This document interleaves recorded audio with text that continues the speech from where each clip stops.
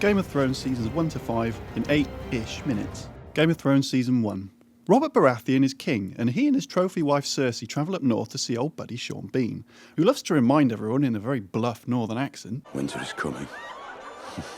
Robert asks Sean Bean if he wants to be Hanged of the King. Sean Bean doesn't want it, but can't refuse. Meanwhile, Cersei gets caught shagging her own brother, Jaime, by Sean Bean's second youngest son, who gets shoved out of a window, crippling but not killing him.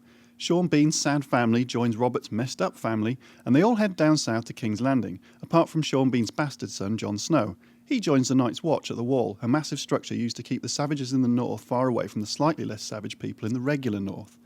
Tyrion, the dwarf brother of Jaime and Cersei, visits the Wall, leaves, is accused of trying to murder Sean Bean's crippled son, and sentenced to a trial at the Eyrie by Sean Bean's sister-in-law, who was a few sandwiches short of a picnic. He chooses trial by combat, and a mercenary called Bronn fights on his behalf for cash. He wins, and Tyrion goes free because The Lannister always pays his debts. Meanwhile, in a much warmer place across the Narrow Sea, Daenerys Targaryen, who is the daughter of the previous king, gets married off to Dothraki horse lord Khal Drogo. She gets pregnant, eats a heart, and is given 3 dragon eggs as a wedding gift. Her brother is a dick about the whole thing, so Khal Drogo pours a load of molten gold onto his head and kills him.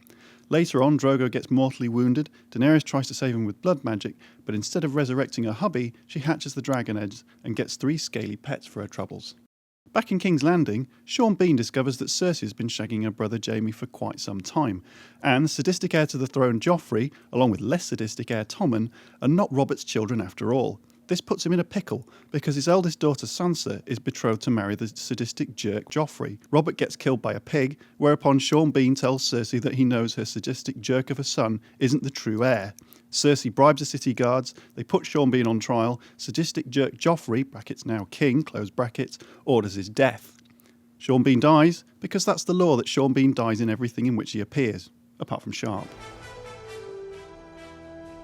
Game of Thrones Season 2. Sean Bean's eldest son Robb is upset about Dad's death, so declares war with the Lannisters. Robert's brother Renly thinks he should be king, so declares war on the Lannisters.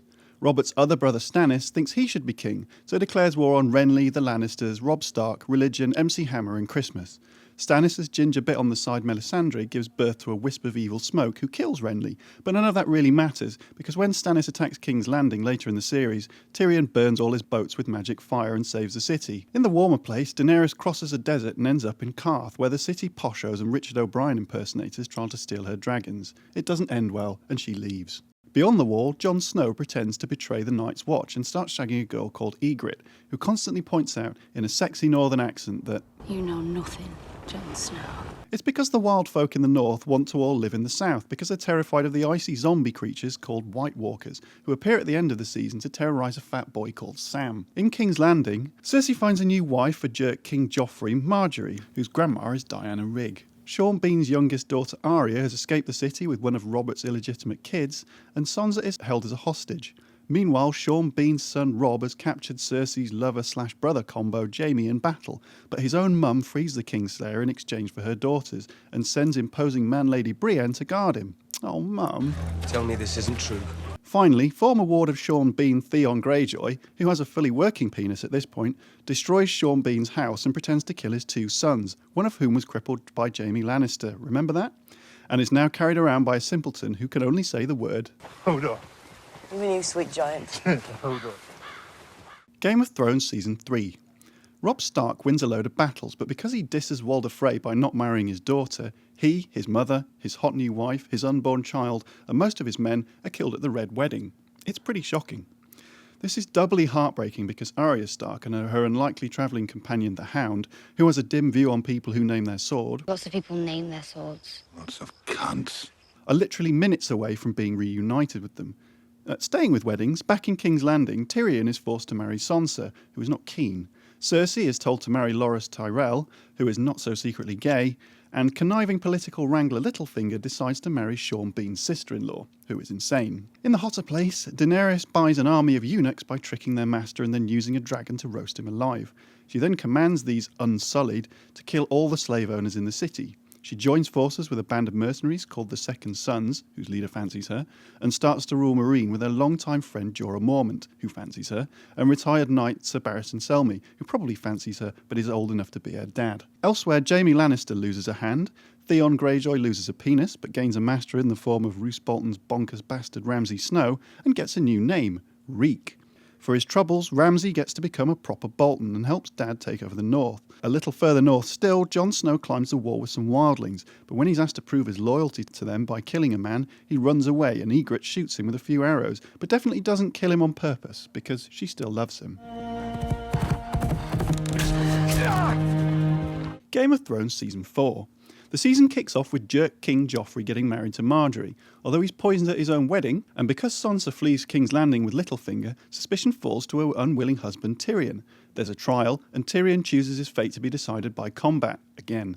It just so happens that sex pest Prince Oberyn of Dorne is in town and looking for revenge for the murder of his sister. He agrees to fight on Tyrion's behalf because his opponent is Gregor Clegane, the man who killed his sibling. The fight doesn't end well for either of them, but Jaime, now returned to King's Landing, frees Tyrion anyway. On his way out, Tyrion strangles his former lover Shae because she's been shagging his father, who he murders with a crossbow while he sat on the Carsey. Over in the warm place, Daenerys is struggling to rule Slavers Bay because her dragons keep barbecuing people, which tends to upset the locals. And Jorah, her best mate, turns out to be a spy sent from King's Landing to keep an eye on her, so she banishes him and locks her dragons in a cave. In the north, Littlefinger smuggles Sansa to the Eyrie, where he marries Sean Bean's sister-in-law to become Lord of the Vale. He then murders Sean Bean's sister-in-law after trying it on with Sansa. Finally, Arya and the Hound decide to part ways after Brienne shows up and has a massive fight with Clegane Jr. and leaves him for dead. Meanwhile, the final Stark, well, I say final, Rickon doesn't really count, Bran, continues his journey of much tedium to the far north, where he finds a magic tree and climbs inside it with his equally tedious travelling companions Mira and Jojen. Finally, there's a massive battle as the army of wildlings try to take the wall, but ultimately fail in an epic fight that sees Jon and Ygritte reunited before she's killed by a child, and he realises, finally, that he genuinely loves her. After the battle, Jon walks out to assassinate the leader of the wildlings, Mance Rayder, but before he gets the chance, Stannis Baratheon turns up with an army he bought by taking a loan out from the bank. Game of Thrones Season 5. Tiny product of incest Tommen is now king, and lovely Margaery is due to marry him. However, there's a group of religious nutbars in King's Landing, and they imprison Cersei for incest, Loras Tyrell for bumming, and Margaery for lying about Loras and being too pretty. Cersei eventually goes free but has to walk back to the Red Keep in the nude, but when she arrives she's greeted by zombie Gregor Clegane, so that's nice.